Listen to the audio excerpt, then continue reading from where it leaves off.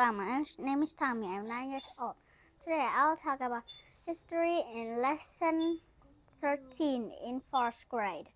And first, I will review about the 13 colonies, and I will sing the song about them. New Hampshire, Massachusetts, Rhode Island, and Connecticut. New York, Pennsylvania, New Jersey, the little one is Delaware, Maryland, Virginia, North Carolina, South Carolina, Georgia. These are the 13 colonies. And I will sing about the presidents. Washington, Adams, Jefferson, Madison, Monroe, Adams, Jackson, Van Buren, Harrison, Tyler, Polk and Taylor, Fillmore, Pierce, Buchanan, Lincoln, Johnson, Grant and Hayes, Garfield, Arthur, Cleveland, Harrison, Cleveland, McKinley, Roosevelt, Taft, Wilson, Harding, Coolidge, Hoover, Roosevelt, Truman, Eisenhower, Kennedy, Johnson, Nixon, Ford, Carter, Reagan, Bush and Clinton, Bush, Obama, Trump and Biden. And I will sing about the word map, about the word song. And there, Asia, Europe, Africa, way down to Antarctica, North and South America, last of all, Australia, Pacific Ocean, Indian Ocean, Atlantic Ocean, Southern and Arctic and Southern too. And today, I will learn about some topography, and they are called the topography, and it is about water. And this is upstream and downstream. Salmon swim downstream, and the river salmon swims upstream, and the water flows downstream. And the source is what the river is made of. And in this source, the source of this river is a lake. And then the source of the lake is the ice and snow that is melting down the mountain. And the waterfall is where water goes down a high cliff. And if you are canoeing in that river, then you would have an end of your canoeing trip experience that you would not wish to have. And then in several rivers there's a delta, and a delta is where fertile soil build up, and the river is a flowing body of water. So as it flows,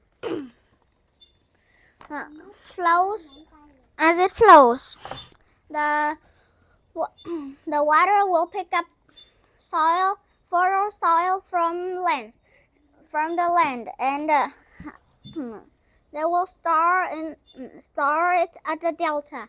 And if you went to Egypt, there's a Nile River, and at the end of the Nile River is a delta, and that is where most Egypt crops came from.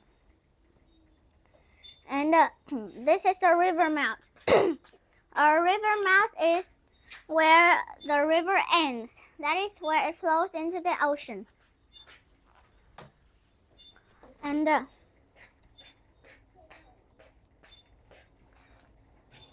today I will talk about some problems with England. And there are King George III, Stamp Act, taxation without representation. And King George III was the king that ruled England at that time. Stamp Act is a law that the king made that if you buy some certain things like tea, newspaper, printed documents like almanacs, newspaper, and other printed documents, you would have to buy a stamp and put it on it on the newspaper, so that other people know that you have obeyed the law. And taxation without representation is that you tax somebody. That is, if you buy something, you would have to buy something to go with it to to be like a tax. And representation is someone that will speak, one person that speaks for a large group of people, like a colony or a state. And boycott means that you don't use a thing to a certain thing like tea or newspaper in order to reach a and in this case they were boycotting the tea and newspaper and other printed documents because if they buy them, then they will have to pay a tax. And there are some other words. Stamp Act Congress is a group of men that met together to discuss that they should complain to the king that the Stamp Act wasn't fair. And Boston Massacre was when some boys started throwing snowballs at some British soldiers, and one of them heard the word fire, and they fired, and 5 citizens died. And the Boston Tea Party is when England shipped tea to the colonies, but they refused because the tea has tax to come with it. So the tea was on the ship, and some colonists decided to dress as Native Americans and go on board the ships to and go on board the ship at night, and then they smash all the chests of tea and throw them into the sea. And a blockade is something that blocks the entrance to a harbor, or something that that is going like a road. And intolerable acts is what the colonists called King George's unfair laws. And after the French and Indian War has left the British without money. So King George III decided to tax the colonies in order to make money for England. And he made a law that if they buy a printed document, such as a newspaper or an almanac, they would have to buy a stamp to put on that document to show that they have paid the tax. And then a group of men called the Stamp Act Congress met together and discussed a meeting. In that meeting, they decided that they would boycott or stop using the printed documents that carried the tax with them. And they think that if they buy those, if King George taxed those things, then he would also tax other things. And then after that, King George even taxed glasses, things that they would buy, like glasses, silverwares, and other things they would need. And they boycott those things too. And so King George even sent warships and soldiers to force the colonists to obey his unfair laws. And so he and when the group of British got to Boston, some boys started to throw snowballs at them, and someone accidentally heard the word fire, and so that day 5 citizens died, and the British moved to a nearby island in the bay, and England dropped all the taxes except for one, the tea tax, and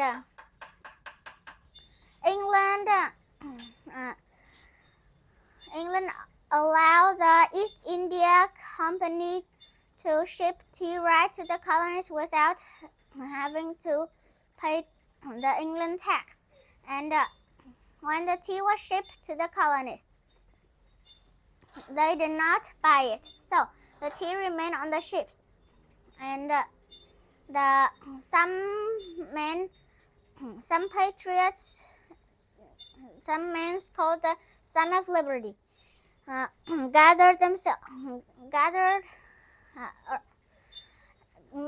together and dressed as Native Americans, and then boarded those ships at night and threw all the tea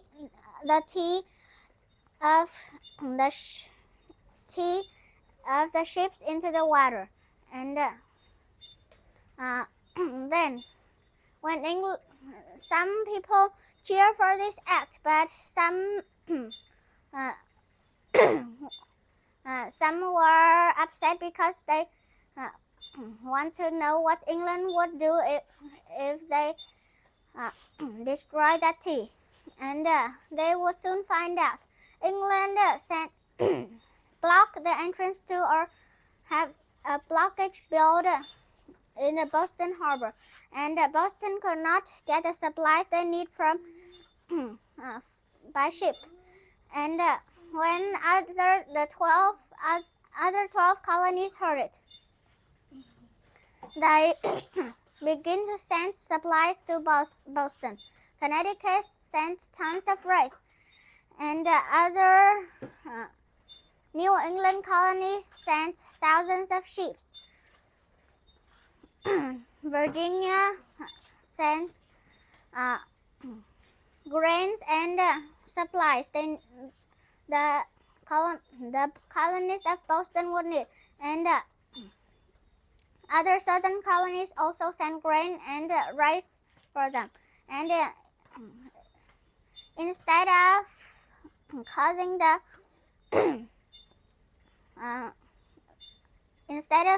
Boston to obey the unfair laws of him, King George did something he did not expect it, to make the colonies band together and united together into one. And I will read. Problems with England. Taxes for the colonies. The French and Indian War has left England a poor country. King George III began searching for a way to solve England's problem of debt and poverty. He believed the answer was across the ocean in America. King George III decided that the colonies must pay for the protection that the England army has given them during the French and Indian War, even though the colonies were citizens of England. King George III told the British government to pass laws that only colonies had to obey. One of the laws created a tax called the Stamp Act. The American colonists were required to buy a special stamp or seal from the British government. These stamps or seals were taxed the colonies to pay when they bought a newspaper, when marriage certificate, almanac, or other printed document. A tax is money that citizens of the country must pay to help run their government. In England, men chosen by the people to speak for them in government decisions. The colonists did not have representatives in England to speak for them. They had no one to stand before England's government and say that the taxes were unfair. Colonists believed by this taxation without representation, King George III was breaking the laws of England. Taxation without representation was not the only unfair treatment the colonists experienced. King George III refused to allow the colonies to trade with other countries in Europe because they had no choice but to trade with England. They were forced to accept low payments from England. The colonists know that they will become poor while England became rich.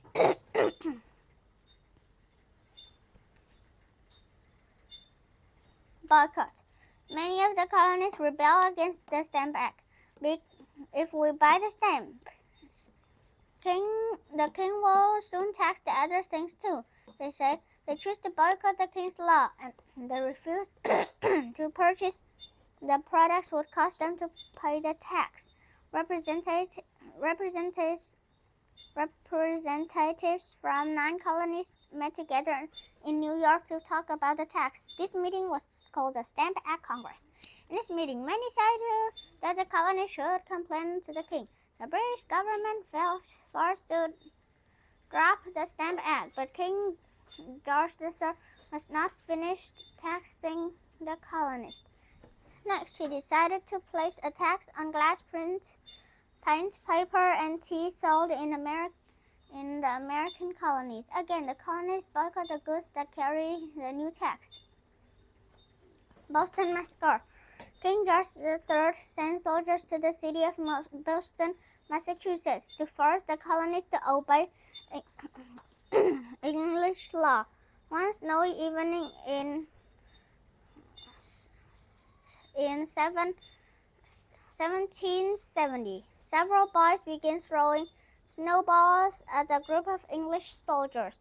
As a crowd gathered, people shouted angrily, and an unknown person gives order for the soldiers to fire their weapons. 5 citizens of Boston were killed.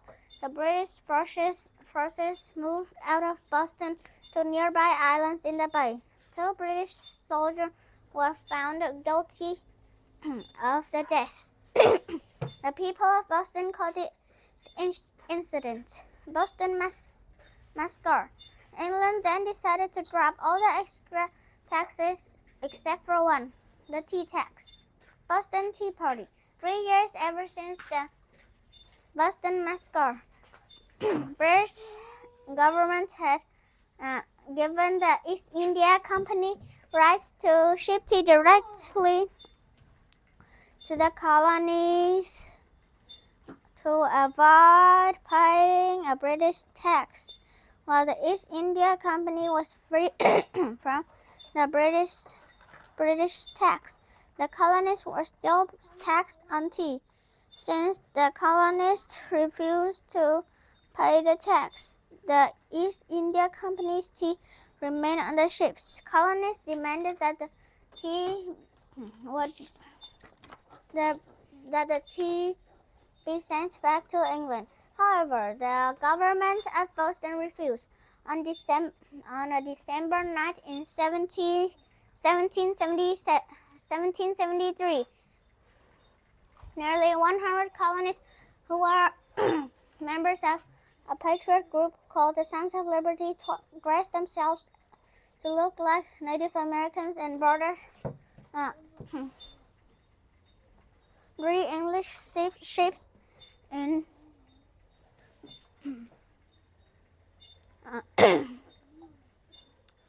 in the Boston harbor. They smashed open 342 chests of English tea and threw them into the water. This event became known as the Boston Tea Party. While some colonists cheered at this act, other fearful colonists wondered how England would respond. the colonists were soon to find out. England decided to block the entrance to Boston Harbor. No ships could enter or leave until Boston paid for the destroyed tea. The colonists called England's unfair decisions intolerable acts, which were created to punish the city of Boston. With the harbor closed, the people of Boston had no way to buy or sell supplies. The blockade caused something that England did not expect. When the other 12 colonies heard of what England has done, they sent supplies to the colonies in Boston. Connecticut sent tons of rice, flowers, and meat. Other New England colonies gave hundreds of sheep. Virginia provided grain, and several other southern colonies also sent supplies. Instead of forcing the colonies to obey the unfair laws, England was causing the colonies to band together in support. This unjust treatment by England could not continue. Another kind of Congress was soon to meet. Representatives from each colony came together to discuss the problem of English control. Comprehension check. The Stamp Act required colonists to pay a tax on printed documents. The English government taxed colonists without giving them representatives in government. Colonists chose to boycott England by not purchase products that would cause them to pay a tax.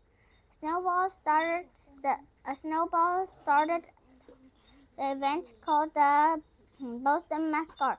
Ships owned by the East India Company were empty of tea during the Boston Tea Party.